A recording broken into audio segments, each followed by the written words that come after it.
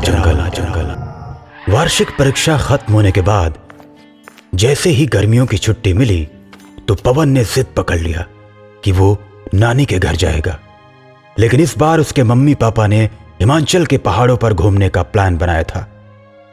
पवन घर में सबसे छोटा था। उसकी एक बहन और एक भाई था।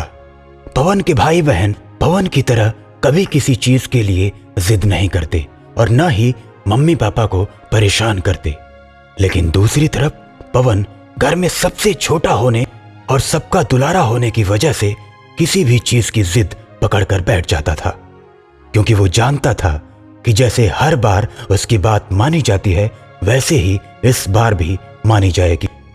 मम्मी पापा के बार बार मना करने के बाद भी पवन नहीं मानता। बेटा पवन, नानी के घर अगले साल चले जाना। नानी का घर तो गांव में है और हम तो पहाड़ों के शहर शिमला जा रहे हैं ना। और देखो, हमने तो 3 महीने पहले ही होटल का टिकट बुक करा लिया था। देखो, अब वो कैंसिल भी नहीं हो सकता। हमारा तो पैसा बर्बाद हो जाएगा ना। जिद छोड़ दो बेटा, गांव में जाकर क्या करोगे? अगली बार चले जाना।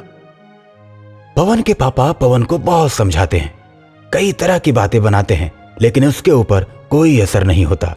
पापा, आप लोगों को जाना है तो जाइए, मैं तो नानी के घर जाऊंगा तो जाऊंगा। इतना कहकर पवन रोने लगता है। पवन को रोता देख उसके बड़े भाई सुरेश को अपने भाई पर दया आ जाती है। मम्मी पापा, जब पवन नहीं जाना चाहता तो आप लोग क्यों उसके साथ जिद कर रहे हैं? देखिए, मैं उसको नानी के घर पहुंचा कर आता हूं, उसके बाद हम लोग चलेंगे। सुरेश पवन को लेकर नानी के घर पहुंचता है। सुरेश और पवन को आया देख उसके नानी नाना ऐसे खुश होते हैं जैसे उनको कोई खजाना मिल गया हो। सुरेश अपने नाना से सारी बात बताता है। अरे कोई बात नहीं सुरेश, अब तुम जाओ और हिमाचल की सैर करो। अगर पवन को गांव ही अच्छा लगता है तो कोई बात नहीं, वो गांव की सैर करेगा। जो आनंद गांव में है ना बेटा, वो शहर में नहीं है। आप सही कह रहे हैं नाना जी। इतना कहने के बाद सुरेश चला जाता है। पवन के आने से उसके नानी नाना खुशी से झूम उठते हैं, क्योंकि पवन की नटखट शैतानियां और गांव के प्रति उसका प्रेम उनको बहुत अच्छा लगता है। पवन अपने नाना नानी के पास आने के बाद बहुत खुश हो गया है। कभी वो आंगन में बंधी गाय और उसके बछड़े से खेलता, तो कभी अमरूद के पेड़ पर चढ़कर अमरूद खाता, कभी आंगन में लगे गेंदे के फूलों को सूंघता, तो कभी उछल उछल कर चिड़ियों को पकड़ने की कोशिश करता। इसी तरह चहलकदमी करते हुए पूरा दिन खत्म हो जाता और अगले दिन फिर यही धमाचौकड़ी चलती। एक दिन पवन के नाना नानी आपस में बैठे बातें कर रहे थे। पवन गांव से कितना प्रेम करता है। सब बच्चे छुट्टियों में बड़ी जगहों पर जाने की जिद करते हैं, और हमारा पवन है जो गांव में आने की जिद करता है। हमारा पवन प्रकृति से प्रेम करता है इसलिए। और देखना, ये एक दिन बहुत बड़ा आदमी बनेगा।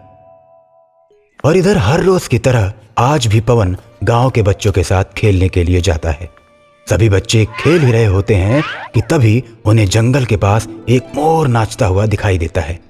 सारे बच्चे उसे पकड़ने के लिए दौड़ पड़ते हैं। अरे दोस्तों, मोर के पीछे क्यों जा रहे हो? उसे नाचने दो ना, देखो कितना सुंदर लग रहा है। लेकिन कोई बच्चा पवन की बात नहीं मानता। सभी बच्चे मोर का पीछा करने लगते हैं।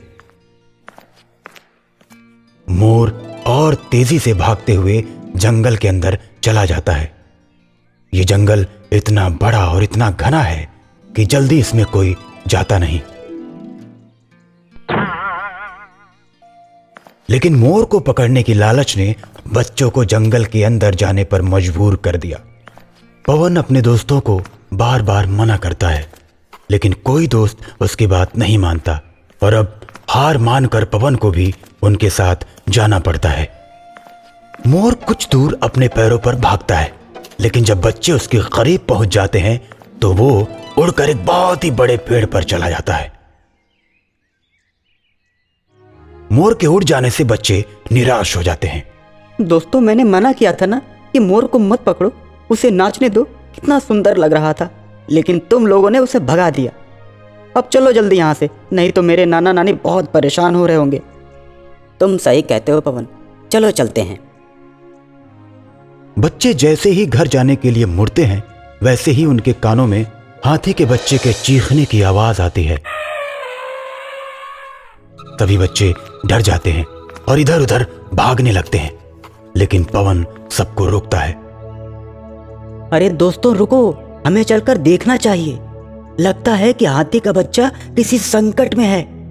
अरे नहीं पवन, कौन जाने वहां क्या होगा। चलो हम लोग चलते हैं घर। जब सभी बच्चे घर जाने लगते हैं तो पवन सोचता है कि अब तो मुझे भी घर जाना पड़ेगा, क्यों ना एक कोशिश कर लूं। अरे दोस्तों, जब तुम लोग मोर पकड़ने के लिए जंगल में आ रहे थे तो मैंने मना किया, लेकिन तुम लोगों ने मेरी बात नहीं मानी। लेकिन मैंने तुम लोगों की बात मानी और मैं जंगल में आ गया। अब उसी तरह तुम लोगों को मेरी बात भी माननी चाहिए, नहीं तो मैं यहाँ अकेले जंगल में रहूंगा। पवन की बात सुनकर सभी डर जाते हैं। सब सोचते हैं कि बिना पवन को लिए घर जाएंगे तो हम सबकी पिटाई होगी। इसलिए पवन की बात मानकर सभी हाथी के बच्चे की तरफ बढ़ने लगते हैं। कुछ दूर जाने के बाद उनको 5 लोग दिखाई देते हैं जो हाथी के बच्चे को जंजीरों में जकड़े हुए हैं और ट्रक में चढ़ा रहे हैं। पवन समझ जाता है कि ये चोर हैं जो हाथी के बच्चे को चुरा रहे हैं। पवन सभी बच्चों को लेकर जंगल से बाहर निकलता है और जंगल के बाहर बने फॉरेस्ट विभाग के ऑफिस में जाकर सारी घटना बता देता है। उसके बाद फॉरेस्ट विभाग की पुलिस आ जाती है और सभी को रंगे हाथों पकड़ लेती है। कुछ दिनों के बाद वन विभाग के अधिकारी आते हैं और सभी बच्चों को सम्मानित करते हैं और पवन को खास पुरस्कार से सम्मानित किया जाता है। पुरस्कार मिलने के बाद पवन के नाना नानी आपस में बातें करते हैं। देखा पवन की नानी, मैंने कहा था ना कि अपना पवन एक दिन बहुत बड़ा आदमी बनेगा। उसके लक्षण अभी से दिखने लगे।